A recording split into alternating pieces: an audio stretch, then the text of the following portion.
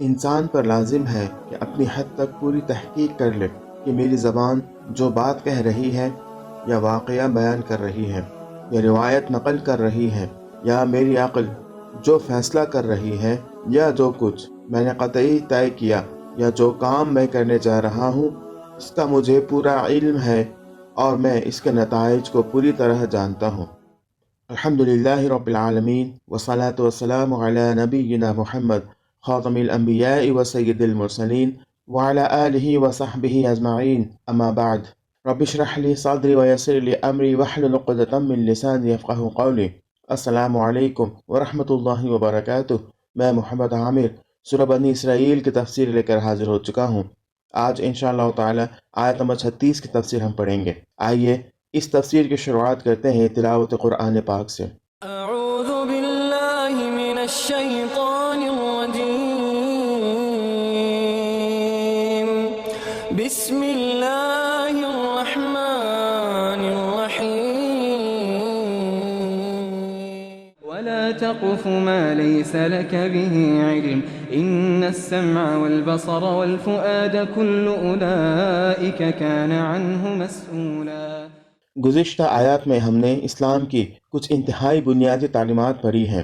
یہ مسئلہ توحید سے شروع ہوتا ہے کہ جس سے ان تمام تعلیمات کی شروعات ہے، اور پھر وہ احکام ہیں کہ جو انسانوں کی انفرادی اور اجتماعی زندگی کے مختلف پہلوؤں سے جڑی ہوئی ہیں۔ یہاں چند مزید اہم احکام کی طرف اشارہ کیا گیا ہے۔ پہلے تمام چیزوں میں تحقیق کو ضرورت قرار دیتے ہوئے فرمایا گیا ہے جس چیز کا تجھے علم نہیں اس کی پیروی نہ کرو۔ وَلَا تَقْفُ مَا لَيْسَ لَكَ بِهِ عِلْم، نہ اپنے ذاتی عمل میں علم کے بغیر عمل کرو اور نہ دوسروں کے بارے میں فیصلہ کرتے وقت بغیر علم کے شہادت دو، اور نہ ہی علم کے بغیر کوئی عقیدہ و نظریہ قائم کرو۔ لہٰذا ہر چیز کی شناخت کا معیار علم و یقین ہے، اور اس کے علاوہ ظن و گمان یا شک و احتمال کچھ بھی اعتماد کے قابل نہیں ہے۔ جو لوگ ان امور کی بنیاد پر اعتماد کر لیتے ہیں یا فیصلہ کر لیتے ہیں یا شہادت دیتے ہیں، یہاں تک کہ اپنے ذاتی عمل میں ان کی بنیاد پر قدم اٹھاتے ہیں، وہ اس صریح حکم اسلامی کے خلاف عمل کرتے ہیں۔ آیت کے آخر میں اس ممانعت کی دلیل اس طرح بیان کی گئی ہے: کان، آنکھ اور دل سب کے سب مسئول ہیں، اور جو کچھ وہ انجام دیتے ہیں اس کے بارے میں ان سے پوچھا جائے گا۔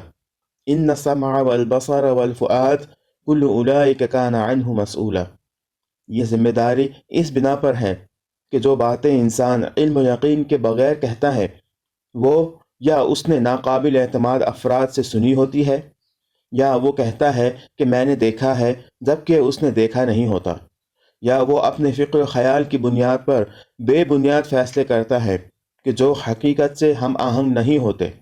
اسی بنا پر اس کی آنکھ، کان اور فکر و عقل سے سوال کیا جائے گا کہ کیا واقعتاً تم ان امور کے بارے میں یقین رکھتے تھے کہ تم نے ان کے بارے میں گواہی دی یا فیصلہ کیا، یا ان کے معتقد ہوئے یا ان کے مطابق عمل کیا۔ یہ آیت اجتماعی زندگی کے ایک انتہائی اہم اصول کی طرف اشارہ کرتی ہے جسے نظر انداز کر دینے کا نتیجہ سوائے اس کے کچھ نہیں ہوگا کہ معاشرہ مصیبت کا شکار ہو جائے گا، انسانی رابطہ ختم ہو جائیں گے اور احساسات کے رشتے ٹوٹ جائیں گے۔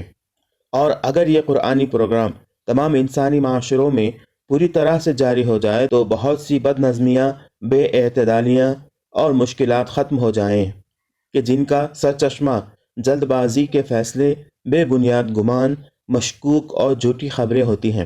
اگر قرآن کا یہ حکم رائج نہ ہو تو معاشرے پر فتنہ و فساد کی فضا چھا جائے گی، اور کوئی شخص دوسرے کی بدگمانی سے نہیں بچ سکے گا، کسی کو کسی پر اطمینان نہیں ہوگا، اور تمام افراد کی عزت و آبرو اور مقام ہمیشہ خطرے میں رہے گا۔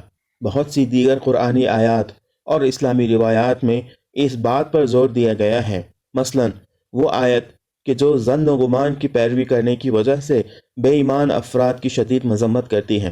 وَمَن يَتَّبِعُ أَكْثَرُهُمْ إِلَّا ظَنًّا إِنَّ الظَّنَّ لَا يُغْنِي مِنَ الْحَقِّ شَيْئًا۔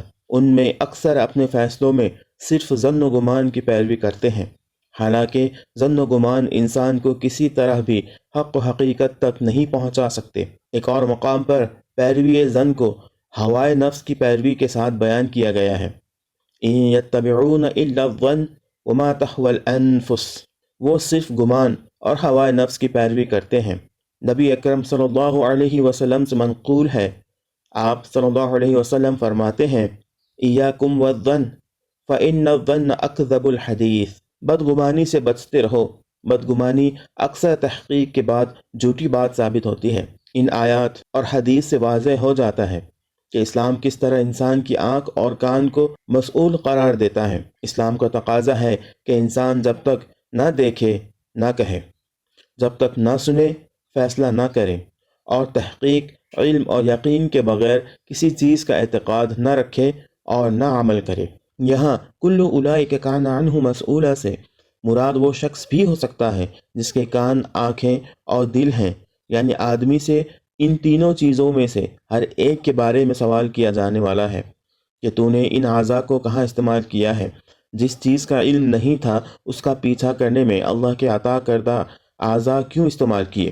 اور اس کا معنی یہ بھی ہو سکتا ہے کہ کان، آنکھیں اور دل میں سے ہر ایک سے خود اس کے متعلق سوال ہونے والا ہے کہ بتاؤ تمہیں اس شخص نے کہاں اور کیسے استعمال کیا۔ بہرحال قرآن کی آیات میں یہ دونوں مفہوم موجود ہیں۔ دونوں صورتوں میں قیامت کے دن کی اس ہولناک پیشی سے ڈرایا گیا ہے۔ آج کے لیے اتنا ہی۔